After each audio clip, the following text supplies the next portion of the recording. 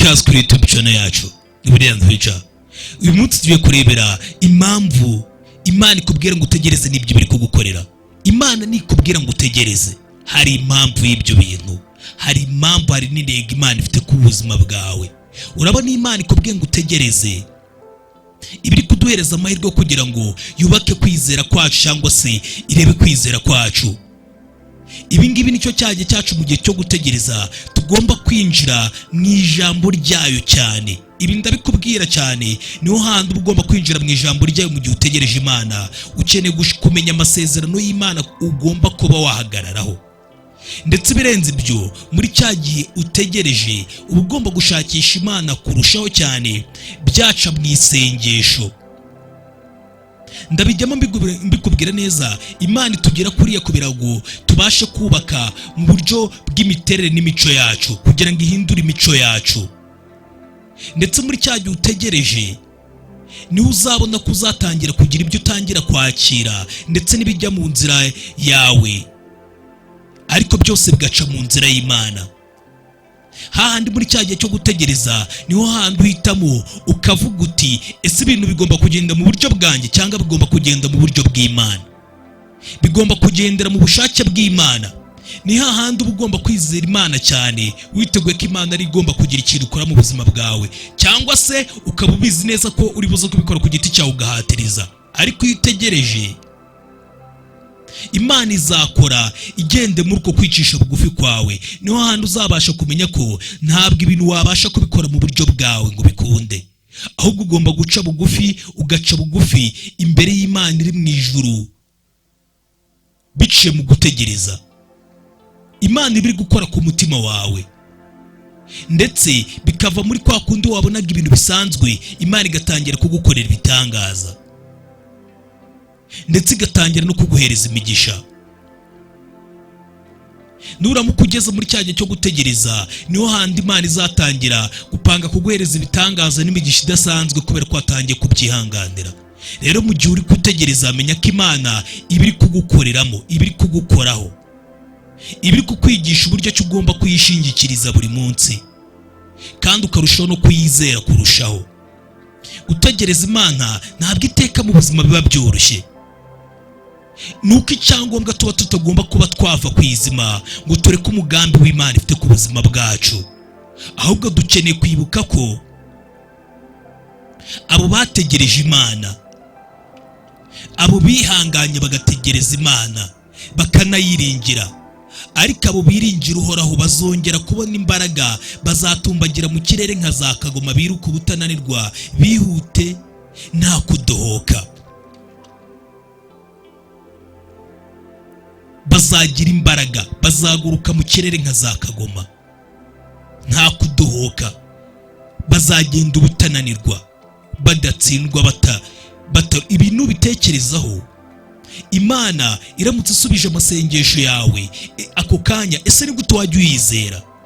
Ese iramutse isubiza amasengesho usenze kano kanya, ni gute ubuzima bwawe bwo gusenga ntabwo wazigera ukora? Isengesho ryawe ntabwo ryari zigera rikora. Ariko buri munsi uko utegereje Imana, ukaba uri muri cyaje cyo gutegereza, ugafata igihe ukaba uri mu isengesho, ibyo bizakuza imico yawe, bigucishe bugufi, ndetse bigutoza uburyo ki ugomba kugira kwa kwizera kwawe kudashidikanywaho. Ndizera ko hari impamvu Imana ituma dutegereza, kubera ko irabizi neza, izi neza ibyo dukeneye kuruta ibyo twebwe twibwira. Ni nayo mpamvu yahinduye twese tuba tugomba kujya muri cya gihe cyo kuba twabanza gutegereza Umwami Yesu Kristo, tugategereza ko agomba gusubiza amasengesho yacu. Ibyo ari byo bidutera kwishingikiriza Imana buri munsi, tugategereza Imana. Ndetse buri mukristo wese mu mibereho y'ubuzima bwacu tugomba kubaho ubwo buzima. Uzasanga hari ibihe Imana isubiza amasengesho yawe mu buryo bwihuse cyane, ariko hakaba n'ibindi bihe Imana izasubiza amasengesho yawe bisa nkaho bigaragara nkaho bitinze, ku buryo binakugora nk'uko wabitekerezaga. Ariko Imana igusubije, igusubiriza igihe ukabibona koko. Hari ibihe tuba tugomba gutegereza Uwiteka. Ibyo bihe niho handi tugomba kwizera cya gihe cy'Imana, perfect timing y'igihe cy'Imana. cyane dukunda gusaba Imana ibintu byinshi mu masengesho, ndetse tugasaba ko bigomba kuba byihuse, tugategereza n'ibisubizo. Ariko rimwe na rimwe hari igihe tuba turi gutegereza gutyo, tugatangira gutekereza ese Imana ni ingome kwituma dutegereza ibisubizo byayo. Hari igihe ugera ukibaza gutyo, kubera ko Imana itadusubiza mu buryo bwihuse. Hari umugore umwe bitaga Joni Eareckson Tada. Uyu nawe afite ubuhamya butangaje cyane. Uyu nawe afite ubuhamya butangaje bwo gutegereza Imana. Turebeye mu buzima bwe, turatangira kureba ibintu Imana yamukoreye, cyane cyane ubwo Imana yakomeje gutegereza Imana, ndetse ku masengesho Imana itarisubije. Ubanze wumva uko byagenze. Mu 1967 ubwo uyu mugore yari afite imyaka 17, Joni Eareckson Tada uyu yafashe umwanya yemeza ko agiye kujya koga, ajya mu mazi amwe, yakoze ubutembere Shakespeare Bay. Ahangaha niho yaje gusa nkaho divinga cyangwa se asimbuka ajya mu mazi, ariko ayo mazi ntabwo yigeze amenya ngo uburyo cyayo mazi yari amazi maremare kandi arimo n'ibintu by'ibibuye. Iki gihe yitoye muri aya mazi avunika igice cya cervical vertebral, iki gice cyo hafi y'ijosi kumanura hasi, biza kumuviramo ikibazo cya paralize guhera ku ntugu kumanura. Mbere na mbere kuri we byatangiye kumugora akimara kuba paralize, ndetse yasengaga inshuro nyinshi ashaka gukira, ariko akabona nta kintu na kimwe kiri kuba. Yatangiye gushidikanya Imana, tangira gushidikanya niba koko Imana ishoboye kubihari, kubera ko yari ari kurwana no kwifuza kubaho. Kabone nubwo ibyo byose byabaye, imyaka myinshi yagiye icaho, ariko akajya atangira kwibona ari muri kagare k'abamugaye akicemo. Akajya atekereza igihe kinini, aribwira ati ndizera buryo ki wenda uburyo bumwe byibuze ko nzazana n'iri gare ryanjye mu ijuru mfite umubiri mushya. Akavuga ngo ariko icyo gihe nzazukana amaguru mashya, icyo gihe nzaba ndi hafi ya Yesu Kristo, nzumva ya misumari bamuteye mu biganza umunsi nzaba mukozeho, nzamubwira ngo Yesu shimwa, umunsi nzahura nawe, kandi azabasha kumenya ko ibyo nzaba ndi kumubwira kandi nanjye azabasha kumenya. Kuva icyo gihe umugore uko yagendaga avuga ibi ngibi, agenda abibwira n'abantu benshi bitewe n'uyu mubabaro yabaga ari gucamo, ndetse ubwo yari ari kuvuga ngo Yesu ubwo azabasha kubona ko nanjye twasangiye umubabaro, kandi azabibona, kandi gushima kwanjye ntabwo kugomba kuba ubusa. Nzamubwira ngo Yesu Kristo, ese wigeze ubona cyagiye nari ndi mu kagare? Kandi koko wari mukuri igihe wanciraga muri kariya kagare. Niko nzamubwira, kuko byari ibibazo byinshi, ariko uko nagiye ngira intege nkeya niko narushaho kukwegera, niko nabashije kukumenya nkasobanukirwa, nibwo nabashije kukumenya ndushaho kugira imbaraga nyinshi, ndushaho no kuvumbura ibyawe, nawe ndakumenya ndagusobanukirwa. Ntabwo ntekereza ko nakabaye narakumenye nkamenya ubuntu bwawe n'ineza yawe iyo nicara muri aka kagare. Ni amagambo y'umugore. Kabone n'ubwo ntabwo zari intege nkeya z'aka kagare gusa, ndagushimira Yesu Kristo kubw'ibyo ngibyo. Rero niba ubikunze, wananyoherereza rega n'iri gare, waryohereza mu kuzimu, ukaryohereza mu kuzimu. Hari ibihe rero biba biri hagati yo gusenga. Iyo uri gusenga cyane cyane kwa kundi ibyo bitanga isengesho ryawe bikarigeza ku Mana, n'igihe isengesho ryawe riba riri kwerekwa Imana, n'ibihe bibaho. Twebwe muri cya gihe cyo gutegereza Imana rero, ibyo nicyo twita ibyo bihe, kubera ko ni hahandi n'uyu mugore yakundaga kwisanga mu gihe ari gusenga ariko ategereje Imana ko izamugirira neza, mu gihe ategereje Imana ko hari ikintu yakora ku buzima bwe. igasubiza amasengesho ye. Rero bene icyo gihe cyo kuba utegereje ko Imana iri bukugire neza cyangwa uri bubone ibitangaza by'Imana mu buzima bwawe, icyo gihe kiragorana cyane, kuko Imana iba iri gukora no muri cya gihe utegereje. Twebwe icyo tugomba gukora ni ugutegereza kandi tukayishingikirizaho, tukiga kwiyegamizaho, tukayizera cyane.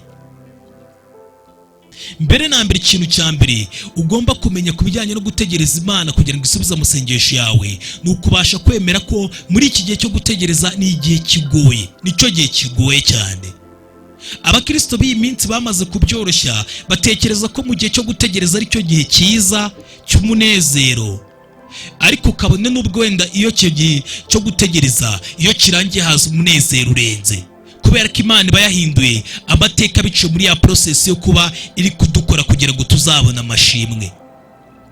Ariko ibyo bitatubuza gushima buri munsi, nk'uko Abatesalonike ba mbere 5 kugeza ibice 5 umurongo wa 17 aratubwira ati, mu biho byose muhore musenga ubudasiba kandi muhore mushima. Haraguru yawo gato.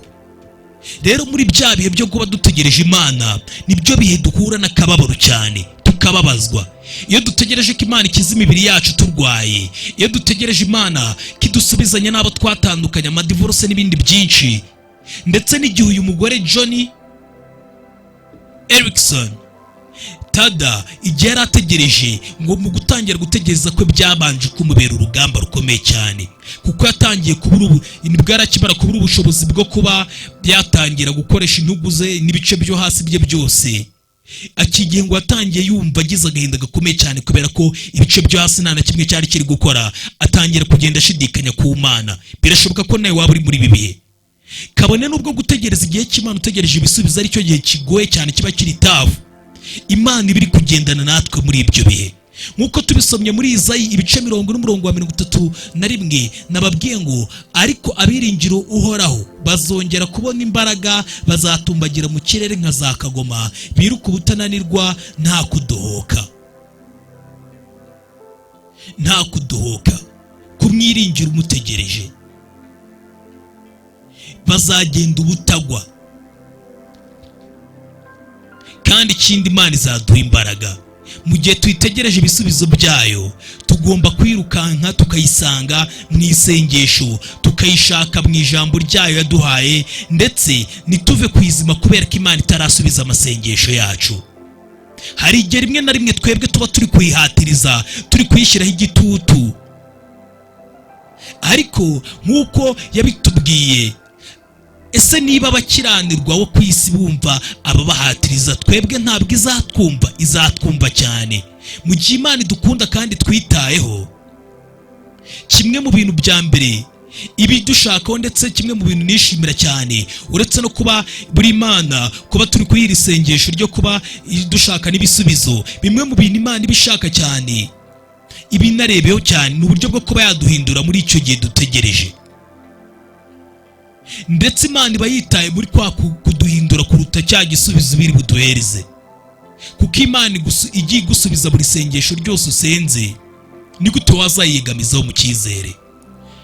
Ni gute wazizera Imana cyane iramutse igiye isubiza amasengesho ako kanya? Niyo mpamvu isengesho ryawe mu gihe gusubije gutyo ntabwo wazigera ukura. Isengesho ryawe ntabwo wazigera ukura mu buryo bwo gusenga. Gutegereza Imana bituma ukura mu buryo bwo mwitwarire, bukagucisha bugufi, bukakwigisha uburyo cyo uzagera cya cyizere no kwizera Imana kudashidikanywa. Hari impamvu Imana ituma dutegereza ntihite dusubiza ako kanya, ni ukubera ko izi byo dukeneye cyane, ndetse izi mpamvu ibyo byose bitubaho ikatubwira muri ubwo buryo, tugategereza igisubizo cyayo. Amasengesho yacu adutera kwishingikiriza Uwiteka Imana yacu, kuko mu buhamya uyu John Eric Tada yatanze hari harimo ibibazo byinshi yahuye nabyo, ngo yagendaga acika intege igihe yabaga ageze ku kindi kintu gikomeye, ariko akajya avuga ngo niyegamije Imana. Uko ibyo byose byacagamo akavuga ngo negamiye kuri wowe, uko ibibazo byakomeraga kose yiyegamizaga Imana. Niko nawe ugomba kuba. Ntabwo ntekereza ko nk'uko umugore yavugaga, ntabwo ntekereza ko nari bubashe kuba nakumenya Mana ngo umenye ubwiza bwawe n'ineza yawe iyo ntagera muri ibi bihe. Nawe niko bigomba kumera. Uko yavugaga ngo ibi byose ntabwo ndi kubikoreshwa n'intege nkeya z'aka kagare, ahubwo n'ineza yawe Yesu. Mu gihe yumvaga yanze kari akagare cyane, yiyegamizaga Imana. Uyu mugore igihe yari ategereje, kandi ikindi yari yamaze kwiga yuko ibyo yakora byose n'umurimo wose yakora wose byose bizafatwa nk'aho bisuzuguwe, cyane cyane ari ibyo kurya, ari ukuvugana n'abandi bantu, n'ibindi byose urumva byasaga nk'aho bitagira gukunda. Ariko ikindi yakomeje kwiga uburyo ki yajya akoresha umunwa we akawuvugisha amagambo meza. Muri icyo gihe cye cyose yakomeje gusenga akeneye gukira. Ntabwo gukira kwigeze kuza, ahubwo ibyo byamufashije kwizera. Muri icyo gihe gukira kutazaga, byamufashije kwizera Imana no muri za ntege nkeya ze, mu gihe aba agacitse intege. Ibyo bibazo nawe uri gucamo uyu munsi rero ntabwo ari byo bibazo bigomba kuba byakoresha ngo wumve ngo birakunesheje cyane. Ugomba kumenya ko nabyo bigomba kuba ari byo bigomba kuba byagufasha kugira ngo wizere Imana kurushaho, ahubwo uyegere, kabone n'ubwo utari kubona igisubizo cyihuse. Ese ni ayahe masengesho ufite utegereje ko Imana isubiza? Ntabwo nagusezeranya ko Imana itazigera isubiza ayo masengesho, oya. Kandi ikindi, nta nubwo nagusezeranya ko Imana izagusubiza ayo masengesho uko ubishaka. Ibyo sinabigusezeranya.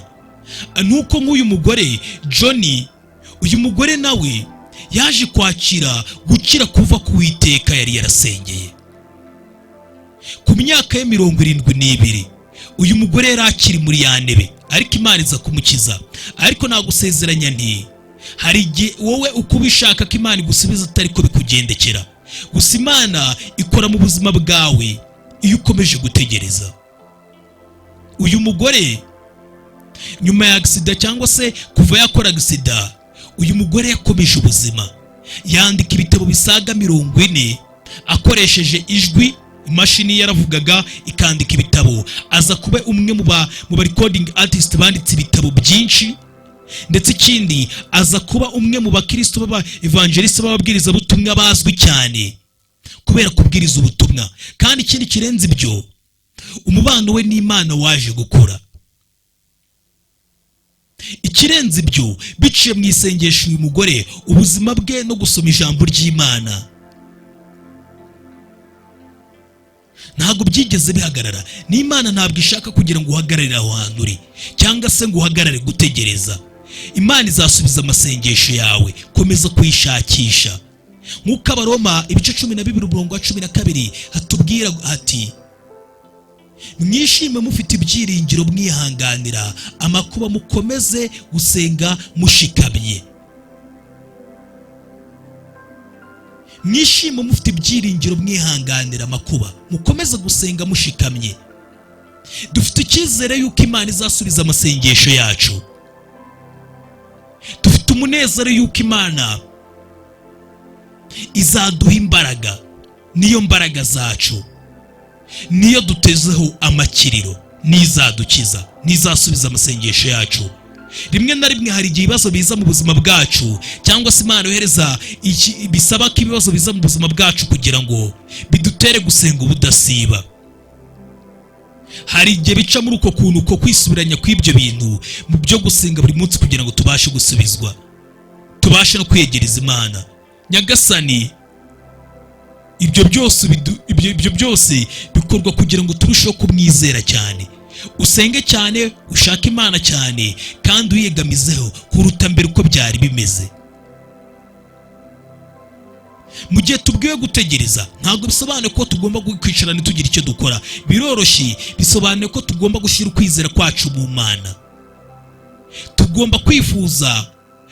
Hari igihe rimwe na rimwe duhe n'ibibazo twifuza ko ibintu byihuta, bikaba tukabona ibisubizo, tugasenga tugahita twumva ko Imana ari tudusubiza ku kandi cyangwa igasubiza ku cyumweru. Ariko Imana ni izi itangiriro n'iherezo. Imana izi bizaba hagati, twe ntabyo tuzi. niyo mpamvu buri munsi haba hari impamvu y'ibintu byiza, hari ibyo tubona n'impamvu y'ibyo bintu byose tubona. Hari ibyo tugomba kwakira, tugomba kubona, hari n'ibigomba kuza tukagomba gutegereza. Ntabwo tugomba kurekera gutegereza Imana kubera ko tubonye twebwe ku bwacu byatinze. Iri ni isezerano tubona mu ijambo ryayo ritubwira ko tuzakomera, tuzongera guhabwa imbaraga, tuzaguruka mu birere nituramuka twizeye Uwiteka nka za kagoma. Duhabwe imbaraga kandi tugende ubutananirwa nituramuka dutegereje Imana, tukagendana nayo ubutagwa, tugaca muri ibyo bihe byose, muri ibyo bihe byo gutegereza byose. Uko turushaho kuyizera niko turushaho no kugira imbaraga n'icyizere kibasha no kuduhereza imbaraga zo gukomeza imbere. Kugira ngo uzatsinde ibigeragezo urimo, uzabishobozwa no kwizera Imana. Ndabikubwiye, niba uri muri sezo yo gutegereza, niba uri muri bya bihe byo gutegereza, ndabikubwiye wowe utegereje Imana ko isubiza amasengesho yawe n'ubusabe wari wayihaye. Umuntu utegereje rero, tangira uhindukire.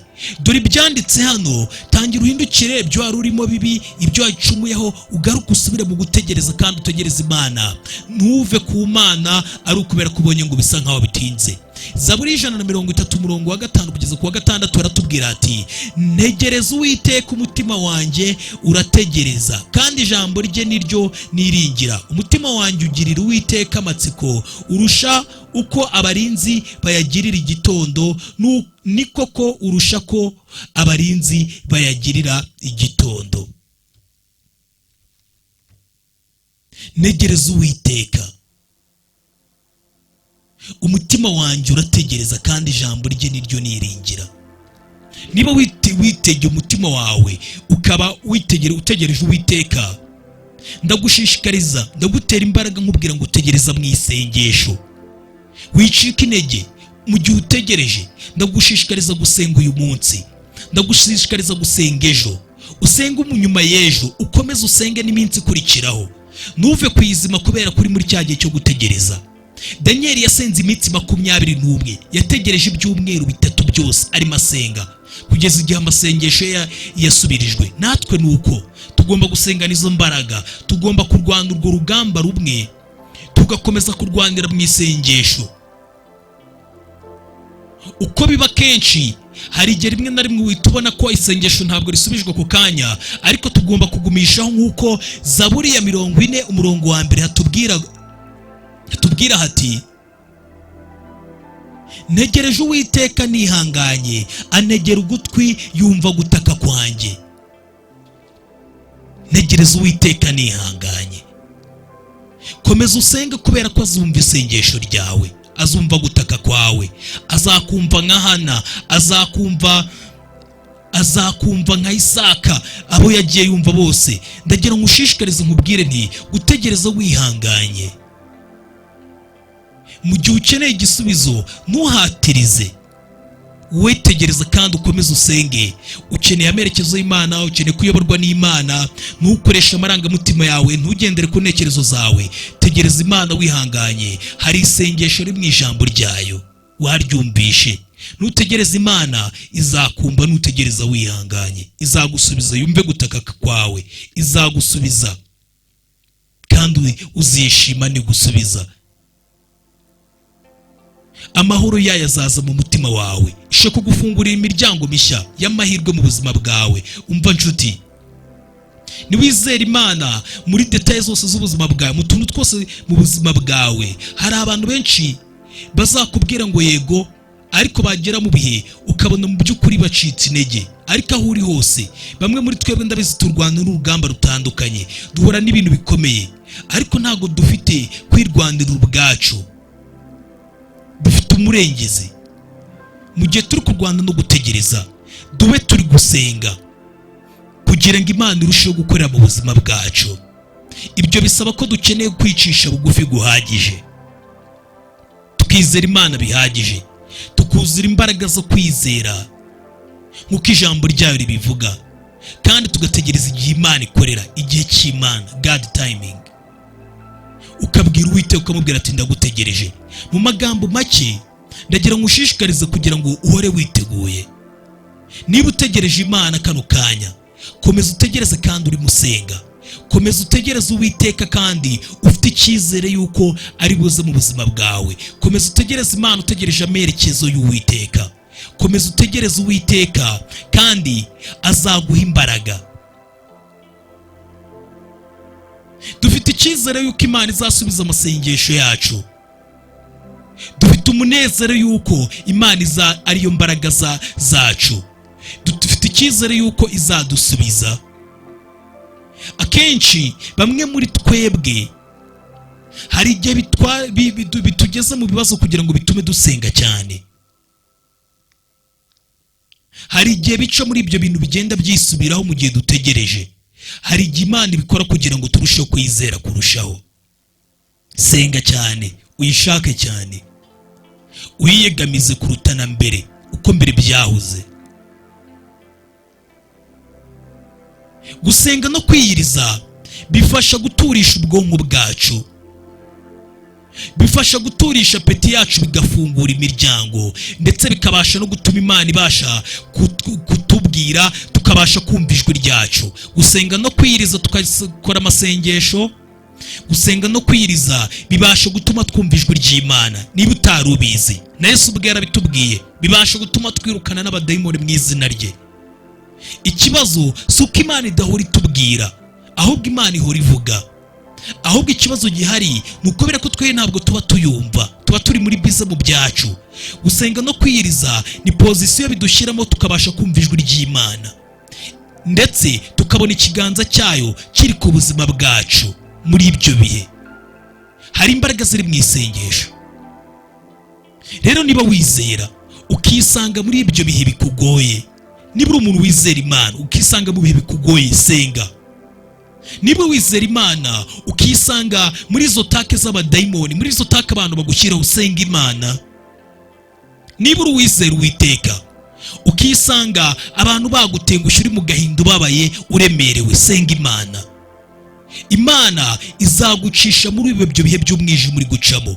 Reka uyu murongo ngiye kukubwira ubashe kugukora ku mutima kandi ugendane nawo, uri buza gutuma utuza. Wanditse muri Yakobo ibice 5 umurongo wa 13 baratubwira ati, mbese muri mwe hariho ubabaye nasenge, hariho unezerewe ntaririmbira Imana.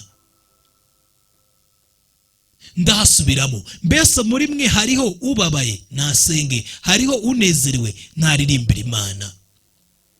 Kandi isengesho ryo kwizera rizakiza umurwayi umwami amuhagurutse, kandi naba yarakoze ibyaha azababarirwe. Uwiteka azakubabarira. Ubwo dusimbutse umurongo wa 10 n'umurongo wa 15. Ibyo bihe rero ntabwo ari ngombwa ngo ujye gusenga ngo ufite ngo amagambo runaka wafashe mu mutwe ugomba gushyiramo. Senga Imana, si amagambo yanditse. Si ngombwa ngo ukenere ibintu byinshi cyangwa ukenere umuvugizi. Egera Imana ubanza usenge.